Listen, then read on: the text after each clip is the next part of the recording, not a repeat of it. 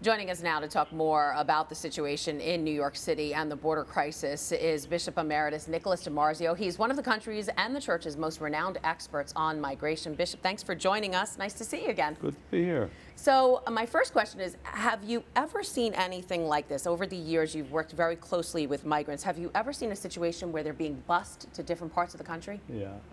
No, actually, this is the first time I've seen it in regard to the migrants.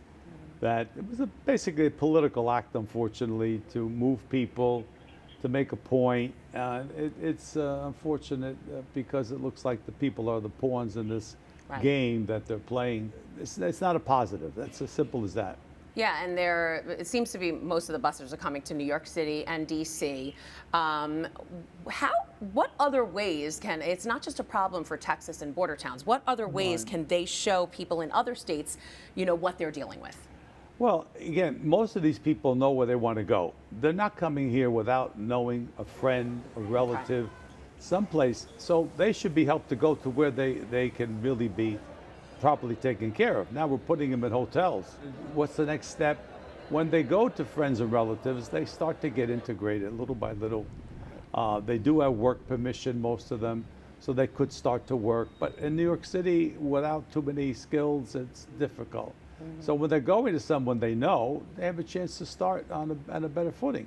Right, not just shipped to just the shipped states to where that they don't want to go. Right, other people are deciding. You've called these bus loads a humanitarian problem. What are some solutions to that problem? Well, humanitarian, because these are human beings that are being displaced and don't know exactly how they can find their way in a strange land where they're not knowing the language. People are coming because they're desperate.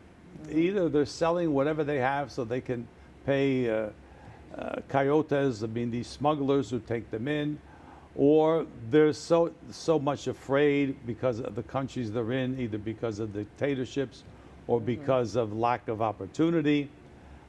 Again, this is part of the problem. It's a desperate move on the part of most people. And even in New York City, some people are having a difficult time. I mean, there's a lack of jobs, there's inflation, our homelessness problem is extremely high. Let's take a look at some of those numbers.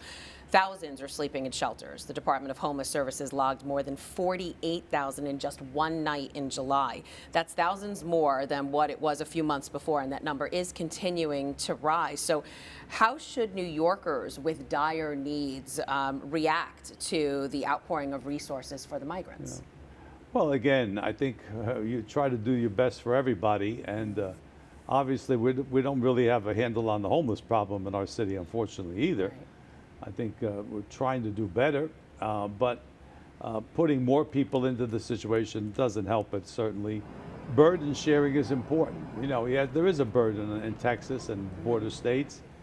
How do they help these people? But it should be done in an organized way, not just shipping people up, not even knowing when they're coming, being basically forced on buses. Right. So it is it's very not a nice situation, let's put it that way. Absolutely not. And in your column, Walking with Migrants, in the tablet, you said you see them through the eyes of Jesus. But how can we get everyone to feel like that? Well, it's a move for many people, but to see a stranger, that's what Gospel of Matthew tells us. What have you done for the stranger? What have you done for the person who's sick, person who has no clothes, who has no food? This is Christ in disguise, we would say. So I think we have to have that attitude of helping anyone who comes our way. Catholic social teaching tells us that the first right of migration is not to migrate. People should be able to live in their own home country where they were born, okay? Well, sometimes we have to do foreign aid. Sometimes we have to help these countries regulate themselves so that people don't feel they have to move or not forced to move.